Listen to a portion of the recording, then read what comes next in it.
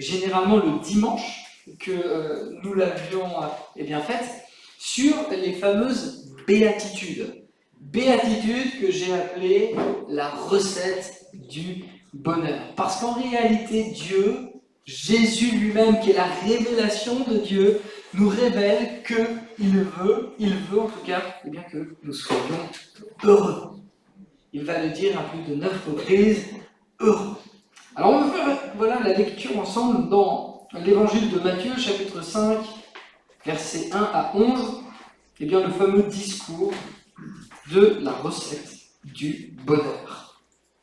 Si vous n'avez pas cuisiné encore, ou que vous n'avez pas mangé, je suis désolé, mais là je vais vous donner l'eau à la bouche.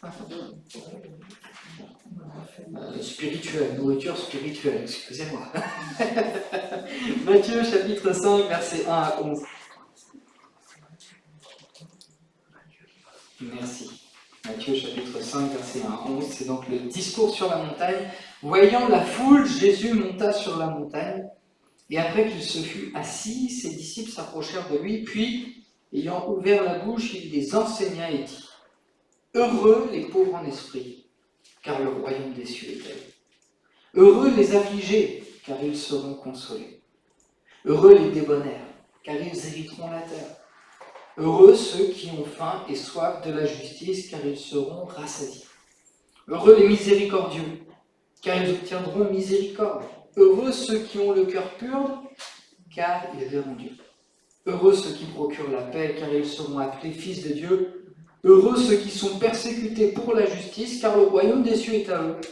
Heureux serez-vous lorsque l'on vous outragera, qu'on vous persécutera, et qu'on dira faussement de vous toutes sortes de mal à cause de moi. Réjouissez-vous et soyez dans l'allégresse, parce que votre récompense sera grande dans les cieux.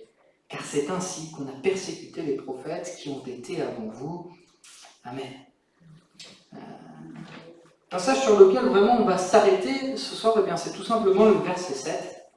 Heureux et miséricordieux, car ils obtiendront miséricorde. Alors c'est vrai que le mot miséricordieux n'est pas vraiment un mot à la mode. Il a perdu un petit peu de sa valeur et de son sens. N'oublions pas que nous sommes dans une version traduite de la Bible de 1905. Donc il y a quand même maintenant plus de 100 ans qui est passé. Donc j'ai pris d'autres traductions. Il est écrit ceci : ils sont heureux, ceux qui sont bons pour les autres, parce que Dieu sera bon pour eux. Dans une autre version encore, il est écrit ceci : heureux ceux qui ont un cœur compatissant, sensible à la misère d'autrui, car Dieu aura compassion d'eux. Ces différentes versions de la Bible nous permettent de réduire la distance entre le texte et nous, parce que la volonté de Dieu, c'est qu'on comprenne ce qu'il nous dit. Jésus, je ne sais pas si vous le savez, lors de son ministère, il était capable de parler 3 langues. Il avait ce désir de se faire comprendre. Il parlait l'hébreu, le grec et l'araméen. Et finalement, nous-mêmes, quand nous lisons la Bible, le désir de Dieu, c'est qu'on puisse la comprendre. Et le premier élément que nous pouvons apercevoir dans ce passage, c'est qu'une fois de plus, Jésus ne va pas s'intéresser à l'extérieur de la personne, c'est-à-dire à sa notoriété, à ce qu'il est capable de faire, à ses qualités, à ses talents. Il s'intéresse au cœur. J'aime cette version qu'on a lue ensemble. Il dit « Heureux ceux qui ont un cœur compatissant ». Parce qu'en réalité, ce qui intéresse Jésus plus que tout, c'est ce qui se passe ici, dans notre cœur. Et plus précisément, quelles sont nos motivations, nos désirs, nos objectifs, les raisons pour lesquelles nous faisons ce que nous faisons, tout simplement. On peut avoir l'air d'être compatissant, ou encore miséricordieux, comme le dit le texte, ou bon. Mais si dans notre cœur on ne l'est pas, Jésus, ça ne l'intéresse pas. Et ce verset-là ne peut pas s'appliquer. Souvenez-vous que lorsque Jésus va faire ce discours sur la montagne, il va y avoir plusieurs personnes dans l'auditoire. Il va y avoir plusieurs catégories, entre guillemets, de personnes. Il y a, entre guillemets, excusez-moi, les misérables. Ce sont les personnes que l'on rejette, et pourtant elles sont là, elles écoutent le discours de Jésus. Il y a les personnes de la classe moyenne.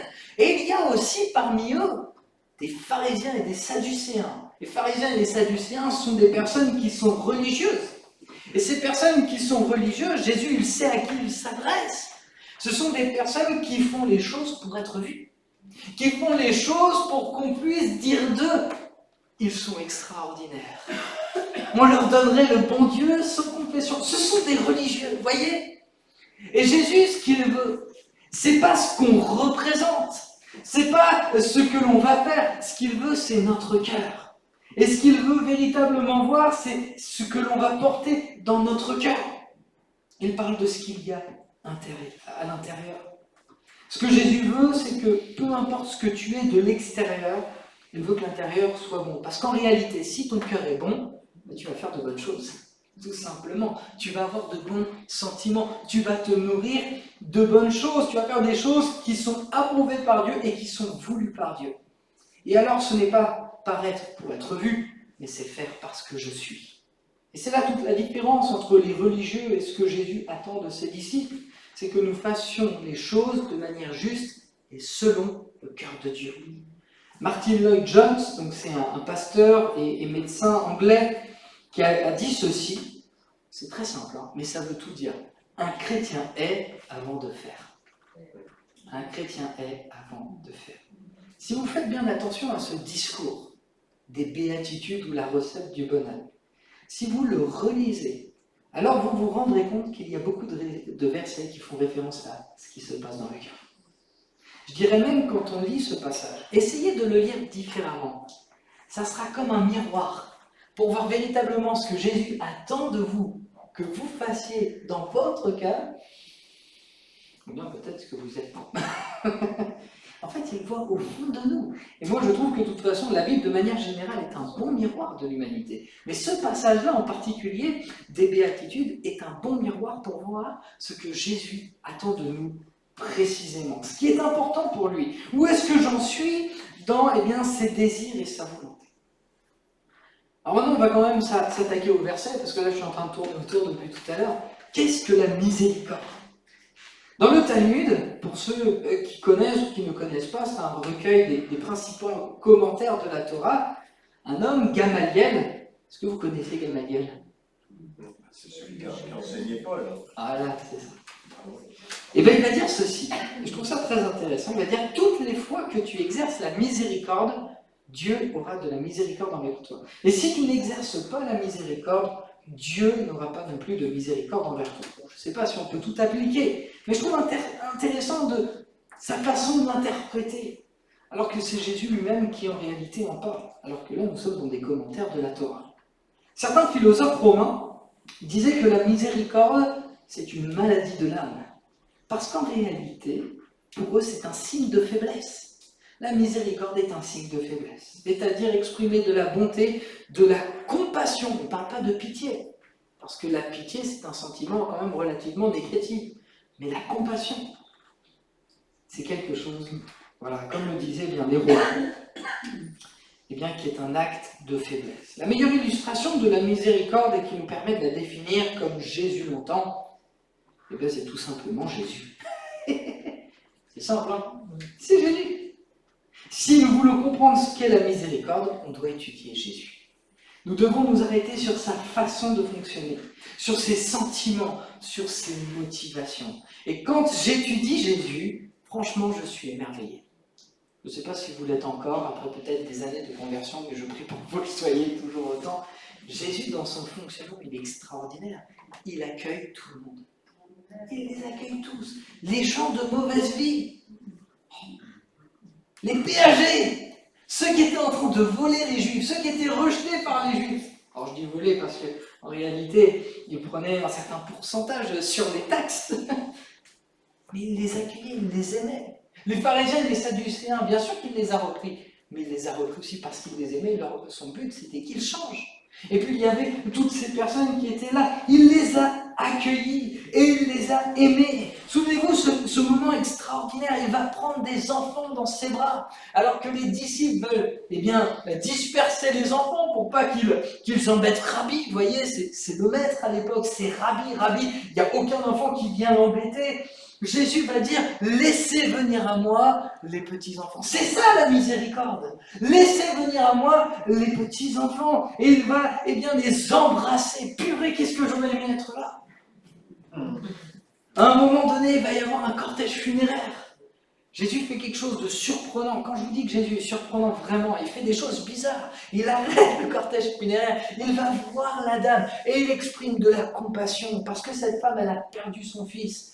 Il va ressusciter cet enfant, il va redonner le fils à sa mère et cette mère, elle va être complètement restaurée, elle va être complètement bénie, vivifiée. Mais pourquoi? Parce que Jésus l'aime. Jésus est miséricordieux, Jésus il est bon, il est compatissant et il exprime. Dans Jean chapitre 8, il est écrit ceci, il va pardonner à une femme qui est prise en flagrant délit d'adultère. C'est ça être miséricordieux, c'est avoir de la bonté, de la compassion pour celui qui est en face de moi, peu importe ce qu'il a pu faire. Parce que là, elle est quand même prise en flagrant délit d'adultère.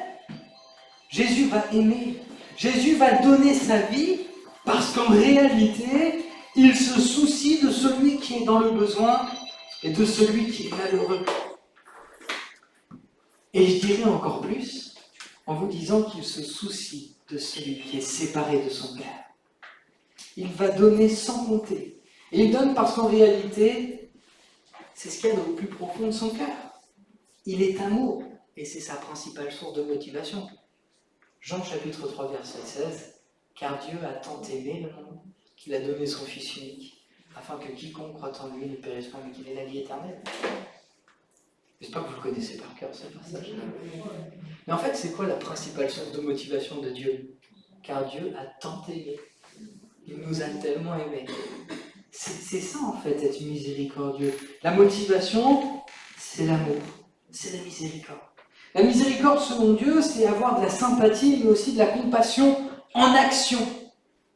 Parce que tu peux être miséricordieux dans ta tête. Tu peux vouloir aider ton prochain sans jamais rien faire. C'est pas ça la miséricorde. La miséricorde, c'est de l'action envers celui ou celle qui est dans le besoin. Et en réalité, Jésus ne nous demande rien de plus que ce qu'il est.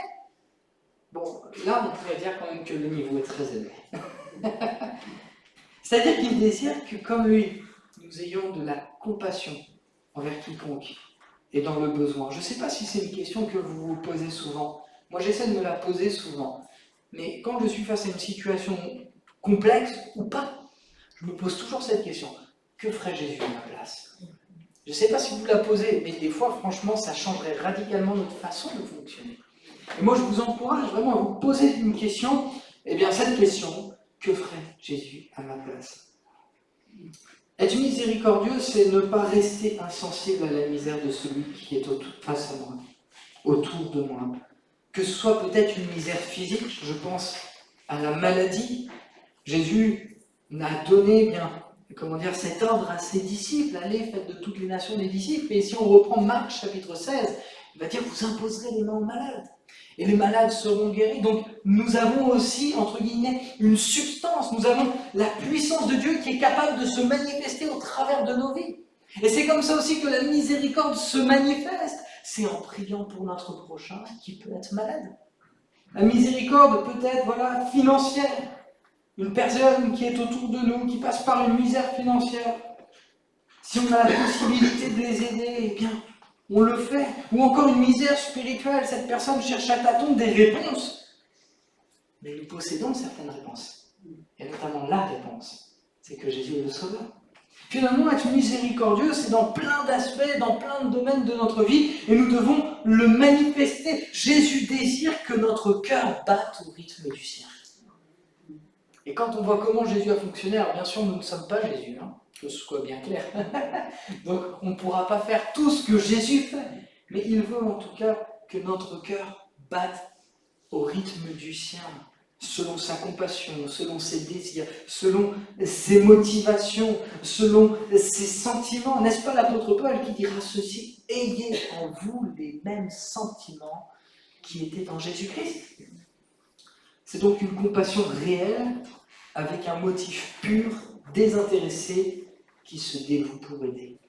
Alors je vais citer John MacArthur, il va dire ceci. En d'autres mots, Jésus leur disait, les gens de mon royaume, c'est vous, ne sont pas des gens qui prennent, mais qui donnent. Les gens de mon royaume ne sont pas ceux qui s'élèvent au-dessus de tout le monde, ce sont ceux qui se baissent pour aider. Et il continue en disant ceci, être miséricordieux, c'est voir un homme dépourvu de nourriture et lui en donner. Être miséricordieux, c'est voir quelqu'un qui manque d'amour et lui en donner. Vous voyez, des fois, il n'y a pas besoin d'aller chercher bien loin. Être miséricordieux, c'est voir quelqu'un qui est seul et lui donner de la compagnie.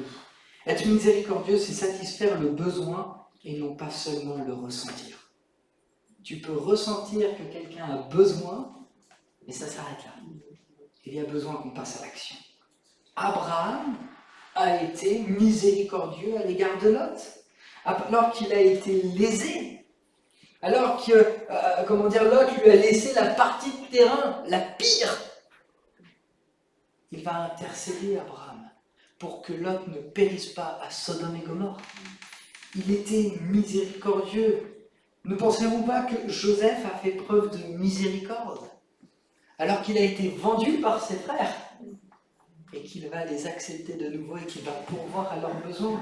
Ne pensez-vous pas que Moïse a fait preuve de miséricorde alors que plus d'une fois le peuple d'Israël le mettait en porte-à-faux, alors que plus d'une fois le peuple d'Israël était en train de désobéir lui-même, était en train d'intercéder, et même une fois il était prêt à perdre son salut pour que le peuple d'Israël soit sauvé.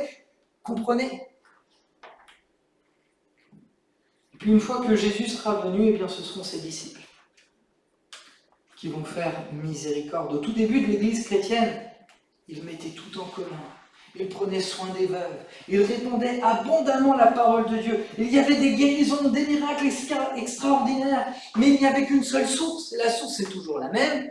C'est la miséricorde. C'est-à-dire l'amour, la bonté pour son prochain. D'ailleurs, n'est-ce pas un des commandements que Jésus va rappeler lorsqu'un docteur de la loi va lui poser la question, quel est le plus grand commandement? Tu aimeras le Seigneur ton Dieu de tout ton cœur, toute ta force, toute ta pensée, mais ton prochain comme toi-même. Et le second qui lui est similaire, ton prochain comme toi-même. Extraordinaire. Celui qui est la source de la miséricorde, c'est Jésus. Personne d'autre. C'est notre Dieu. Personne d'autre. Et l'apôtre Paul va dire ceci, ayez en vous les sentiments qui étaient en Jésus-Christ. Nous avons besoin de puiser, frères et sœurs, à la source, pour que notre cœur soit changé. Je dirais même transformé, pour que nous soyons, eh bien, comme Dieu veut que nous soyons. J'ai même envie de vous dire que c'est la clé du bonheur. La Bible dit qu'il y a plus de bonheur à donner, plus de joie à donner qu'à recevoir. Et pourquoi c'est la clé du bonheur? Parce que naturellement, nos cœurs sont orgueilleux, égoïstes, prétentieux, et parfois centrés sur nos propres désirs. Mais la nature de Dieu, elle est complètement différente.